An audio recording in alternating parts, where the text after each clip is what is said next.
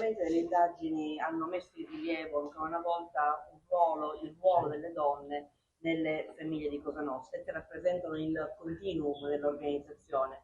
Molto spesso i mariti vengono arrestati o subiscono altre vicissitudini nel corso della loro attività, diciamo così, professionale. Le donne rappresentano il continuum, mandano i messaggi dal carcere, sono spesso le consigliere dei loro mariti e soprattutto a loro è affidata, come voi sapete, l'educazione dei figli, che proprio attraverso loro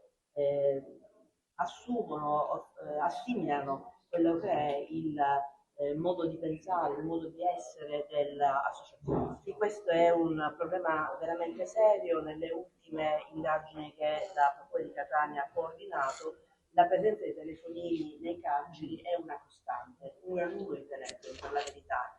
E più volte sono state fatte delle perquisizioni, più volte abbiamo avuto la possibilità di recuperare i telefoni e talora anche di comprendere chi li faceva entrare all'interno, spesso i familiari, talvolta qualche funzionario infedele, ma pare impossibile infrenare la presenza del telefono nelle carceri, e ciò consente ai detenuti anche di fare dei summit tra di loro e nei diversi carceri.